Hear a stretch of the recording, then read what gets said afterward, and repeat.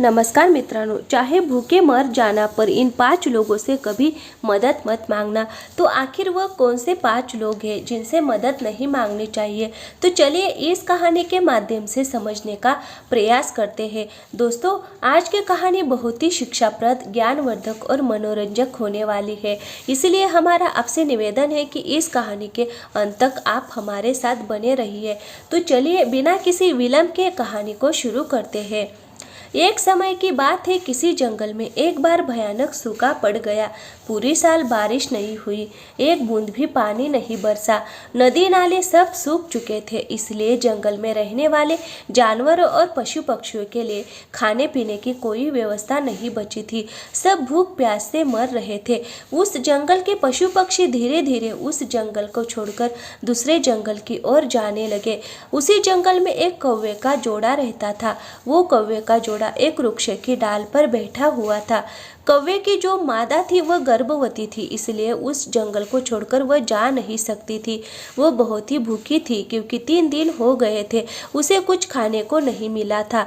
कौवी डाली पर बैठी बैठी इधर उधर देख रही थी कि कहीं कुछ खाने को मिल जाए। तभी उसी वृक्ष के नीचे एक लोमड़ी अपने मुंह में एक मांस का छोटा सा टुकड़ा दबा करके आ जाती है। कवि ने लोमड़ी के मुंह में मांस का टुकड़ा देखा तो उसके मुंह में पानी आ गया और कवि लोमड़ी से कहने लगी कि लोमड़ी बहन, मैं 3 दिन से भूखी हूँ, कुछ भी खाने को नहीं मिला। आपकी बड़ी मेहरबानी होगी अगर आप अपने मांस के इस टुकड़ों में से थोड़ा सा मांस का टुकड़ा हमको भी खाने को दे दे, जिससे हमारी भूख शांत हो जाए, नहीं तो मेरा दम निकल जाएगा।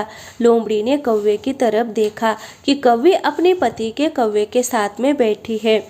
लोमड़ी तो चालाक थी, क्योंकि यह तो आप जानते ही हैं कि लोमड़ी बहुत चालाक होती है। लोमड़ी ने विचार किया कि इस मांस के टुकड़े से तो हमारा पूरी तरह से पेट भी नहीं भरेगा और ये अच्छा मौका है, इसको अपने पास बुलाते हैं और जैसे ये कौवी हमारे पास में आएगी, इसको मारकर खा जाएंगे और इसको खाकर हमारा पेट भी भर जाएगा।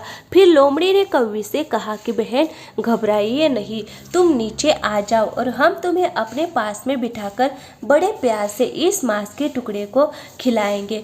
दोस्तों, कौवी तैयार हो जाती है और जब नीचे लोमड़ी के पास जाने को होती है तभी कौवा उसे रोक लेता है। कौवा कहता है कि क्या तुम पागल हो गई हो? अरे ये हमारी तुम्हारी दुश्मन है, ये शिकारी है। अगर तुम नीचे गए तो ये मांस का टुकड़ा छोड़ देगी और तुम्हें पकड़कर मारकर खा जाएगी। कौवी कहती है, नहीं स्वामी, ये इतने प्यार से बुला रही है, इसलिए मैं जाऊंगी ज़रूर, ये हमारे साथ कुछ नहीं करेगी। कौवा फिर समझाता है कि तुम मेरी बात को समझो, इसके पास मत जाओ, नहीं तो ये तुम्हें मार के खा जाएगी। कौवी फिर भी अपनी जिद पर अड़ी रहती है तो कौवा कहता है कि ऐसे तुम नहीं समझोगी, हम तुम्हें एक आंखों देखी घटना सुनाते हैं। पहले मेरी ये बात ध्यान से सुनो, उसके बाद मैं जैसी तुम्हारी इच्छा वो वैसा ही करना। कौवे की बात मानकर कौवी वहीं बैठ जाती है और लोमड़ी के पास में नहीं जाती है और कौवे की बातें सुनने लगती है। कौवा कौवे को समझाते हुए कहने लगा कि सुनो कौवी, कुछ समय पहले की बात है, इसी जंगल में एक बरगद का पेड़ था और उस बरगद के एक कोह में एक तोता और तोती का जोड़ा रहता था और उसी बरगद के नीचे एक बिल था जिसमें एक सर्प रहता था। इधर तोती जो अंडे दिया करती थी, उन अंडों को वो सर्प खा जाया करता था। जब भी तोती भोजन की तलाश में जाती थी और अंडे अकेले रह जाते थे तो सर्प अपने बिल से निकलता था और तोते के अंडों को खा जाया करता था। कभी कभी तो बच्चे भी बन जाते थे तो वो सर्प बच्चों को भी खा जाया करता था। ये देखकर कि तोती बहुत परेशान होती थी। तोती के साथ में ऐसा कई बार हुआ। तोती बहुत ही दुखी हुई और बैठी बैठी वही रो रही थी। तोता भी बैठा बैठा रो रहा था। तब तक उसी बरगद की एक डाल पर बगुला आकर के बैठ जाता है और बगुले ने जैसे ही देखा कि तोती रो रही है तो बगुले ने तोती से पूछा कि क्या हुआ बहन, तुम बैठी बैठी रो क्यों रही हो? तोती ने अपनी सारी दास्तान सुना डाली और कहा कि मेरे साथ ऐसा कई बार हुआ है। मैं जितनी बार भी अंडे देती हूँ, जितनी बार मेरे बच्चे होते हैं। इस पेड़ के नीचे बिल में एक सर्प रहता है। जब हम लोग कई भोजन की तलाश में निकल जाते हैं तो वह सर्प अपने बिल से निकल करके हमारे अंडों को और हमारे बच्चों को खा जाता है। हम इस बात से बहुत परेशान हैं। हम कर भी क्या सकते हैं, क्योंकि हम उससे अपना बदला भी नहीं ले सकते, हम उससे लड़ भी नहीं सकते। वो बहुत खतरनाक और दुष्ट है। कौवे की ऐसी दुखद भरी दास्तान सुन करके उस बगुले को तरस आ जाता है और बगुला कहता है कि जब दुश्मन भारी पड़ जाए, जब शत्रु पहलवान हो, आपसे ज़्यादा ताकतवर हो और उससे जाकर के लड़ ना सको, तो उसे बुद्धिमानी से हराना चाहिए। तोती ने कहा कि वो कैसे। तब बगुला तोती को समझाते हुए कहता है कि आप हमारे साथ चलिए, पास में ही एक तालाब है, उससे मछली पकड़ करके लाएंगे और मछली के जरिए सांप से हम अपना बदला ले लेंगे। तोती कहती है कि मैं आपकी बात को समझी नहीं, भला मछली द्वारा हम सांप से बदला कैसे ले पाएंगे। तब बगुला तोती को समझाते हुए कहता है कि यहाँ से थोड़ी दूरी पर एक नेवले का बिल है, हम लोग पास वाले तालाब से मछलियाँ पकड़कर के लाएंगे और नेवले के बिल के दरवाजे से लेकर सर्प के बिल के बाहर तक थोड़ी थोड़ी दूरी पर मछलियाँ डाल देंगे और नेवला जैसे ही निकलेगा, मछलियों को खाते खाते हुए वो सर्प के बिल तक पहुंच जाएगा। तुम तो जानती ही हो कि नेवला और सर्प एक दूसरे के जानी दुश्मन होते हैं। जब नेवला सर्प को देखेगा तो सर्प को मार देगा और तुम्हारा दुश्मन हमेशा के लिए खत्म हो जाएगा। तोती ने जब बगुले की ऐसी बातें सुनी तो उसे उस पर पूरा भरोसा हो गया। तोती अपने पति तोता को साथ लेकर के बगुला के साथ जाती है और तीनों तालाब से मछलियों को पकड़कर लाते हैं और नेवले के बिल से लेकर सांप के बिल तक पूरे रास्ते में थोड़ी थोड़ी दूरी पर मछली डाल देते हैं और ऊपर पेड़ पर आकर बैठ जाते हैं। अब बगुला उस तोती से कहने लगा कि अब थोड़ी देर के लिए प्रतीक्षा करो, अब देखना कि क्या नज़ारा होता है। थोड़ी देर वो बाद में जब नेवला उस बिल से बाहर निकलता है और उसने दरवाजे पर जब मछली पड़ी हुई देखी तो वो भगवान को धन्यवाद देने लगा और कहने लगा कि प्रभु, आज तो आप बहुत ही मेहरबान हैं, जो भोजन स्वयं चल करके हमारे घर पर ही आ गया। उस मछली को नेवला खा लेता है। उसके बाद में वो नेवला और आगे बढ़ता है तो उसे एक और मछली पड़ी मिलती है, फिर वो खाता है, फिर आगे बढ़ता है, यानी क्रम बाय क्रम मछली उसे मिलती चली गई। वो खाता चला गया और खाते खाते वही पहुंच गया जहां वो सर्प रहता था। सर्प के बिल के बाहर भी एक मछली पड़ी हुई थी।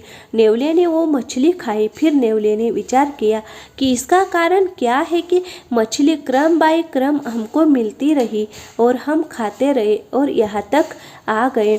लगता है ये किसी का घर है, पता नहीं ये किसने किया, किसी ने हमारे साथ कोई चाल तो नहीं चली।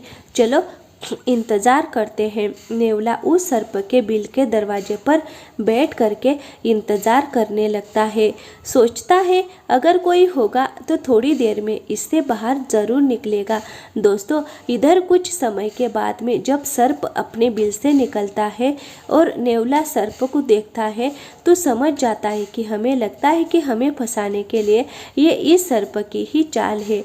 और ये तो आप जानते ही हैं कि सर्प और नेवले की कट्टर दुश्मनी होती है। दोस्तों, नेवला सर्प से युद्ध करने लगता है, लड़ने लगता है। अंत में नेवला जीत जाता है और सर्प को मार देता है। ये देख करके वो तोती बहुत प्रसन्न होती है और तोती उसी वृक्ष की डाली से आवाज़ लगाते हैं कि नेवला भैया, मैं आपको बहुत तहे दिल से धन्यवाद करती हूँ, क्योंकि ये सर्प की वजह से मैं बहुत परेशान थी।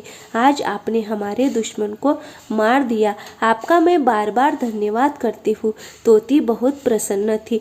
जब नेवला से देखा कि पेड़ के ऊपर तोता तोती का एक जोड़ा बैठा हुआ है और तोती की ऐसी बातें सुनी तो नेवला समझ गया कि अच्छा, इसका मतलब ये जाल तुम्हारा ही बनाया हुआ है। तब तोती सारी दास्तान नेवले को सुनाती है। उसके बाद में वो नेवला कहता है कि तोती क्या ऊपर से ही धन्यवाद देती रहोगी या नीचे आकर के धन्यवाद दोगी। दोस्तों, वही तोती उड़ती है, नेवले के पास में पहुंचती है और पास में जाकर के बैठ जाती है, लेकिन नेवला उस पर भी वार कर देता है, उसे मार देता है और तोती को भी मार के खा जाता है। तोता उधर सोच रहा है कि एक दुश्मन से हट नहीं पाए, एक दुश्मन से जीत नहीं पाए, तब तक दूसरे दुश्मन के चंगुल में चले गए। दोस्तों, वही बात समझाता हुआ कौवा कौवी से कहता है कि एक दुश्मन से बचे लेकिन दूसरे दुश्मन के चंगुल में फंस गए और वो तोती मर जाती है, क्योंकि उसने नेवले पर भरोसा कर लिया था। वो भूल गई थी कि ये नेवला उसका दुश्मन है, ये हमको छोड़ेगा नहीं। इसीलिए कवि, तुम ना जाओ, ये लोमड़ी हमारी तुम्हारी दुश्मन है, ये ज़रूर तुमको मार देगी। और इसी तरह से भूल कर भी इन 5 लोगों से कभी भी मदद की भीख नहीं मांगना चाहिए। कौवे की बातें सुनकर कवि को और इंटरेस्ट बढ़ता चला गया। कौवी कहने लगी कि वो कौन से 5 लोग हैं जिनसे इंसान को कभी भी मदद नहीं मांगनी चाहिए। तो कौवा समझाते हुए कहता है, नंबर 1, ऐसा रिश्तेदार या मित्र या भाई या भतीजा जो घमंडी हो, मदद करते हुए बार बार एहसान जताए और आपके आत्मसम्मान को ठेस पहुंचाए, ऐसे व्यक्ति से कभी भी मदद नहीं मांगनी चाहिए। नंबर 2, स्वार्थी व्यक्ति जो मदद के बदले में आपसे गलत काम करवाने की कहे या बदले में कोई शर्त रखे, ऐसा व्यक्ति कभी आपकी मदद नहीं करता, बल्कि वह आपका सौदा करता है। मदद के बदले में जो बदले की उम्मीद रखता है, वह कभी आपका हो ही नहीं सकता। सच्चा मित्र, सच्चा रिश्तेदार तो निस्वार्थ मदद करते हैं। नंबर 3, नीच स्वभाव वाला व्यक्ति जो पीठ पीछे आपकी बुराई करता हो, जिसकी सोच आपको लेकर छोटी हो, जो आपको गिरी हुई नज़रों से देखता हो, ऐसा व्यक्ति आपकी हालत पर मन ही मन बहुत खुश होता हो। वह मदद तो करता है पर उससे ज़्यादा वह आपकी खिल्ली भी उड़ाता है। नंबर 4, जो व्यक्ति खुद गलत काम करता है, नशे का सेवन करता है, झूठ बोलता है और चोरी करता है और लोगों को मारता है, गलत रास्ते पर चलकर धन कमाता है, ऐसे व्यक्ति से भी कभी मदद नहीं मांगनी चाहिए। इस तरह के व्यक्ति से मदद लेने का अर्थ है कि आप उसके अपराध में शामिल हो रहे हैं। जिस तरह सूखी लकड़ियों के साथ गीली लकड़ी के मिल जाने पर गीली लकड़ी भी जल जाती है, उसी तरह दुष्ट लोगों से मदद लेने पर उनके पापों में हम भी हिस्सेदार हो जाते हैं और एक दिन हम उनके साथ साथ स्वयं भी मुसीबत में पड़ जाते हैं। नंबर 5, जो व्यक्ति आलसी हो और कामचोर हो, बहुत जल्दी क्रोधित हो जाता हो, ऐसे व्यक्ति से कभी मदद नहीं मांगनी चाहिए। वह आपको सही समय पर मदद नहीं दे पाएगा और क्रोधी व्यक्ति से मदद मांगोगे तो क्रोध आने पर वह आपको बहुत अपमानित भी करेगा। इसीलिए भूखे रह लेना, पर इन लोगों से कभी मदद मत मांगना। इनसे मदद मांगने पर आपको तात्कालिक लाभ तो हो सकता है, लेकिन दीर्घकालिक रूप से मानसिक और सामाजिक क्षति अवश्य होगी। तो दोस्तों, वीडियो अच्छी लगी हो तो वीडियो को लाइक करें और हमारे चैनल को सब्सक्राइब ज़रूर करें। थैंक यू, धन्यवाद।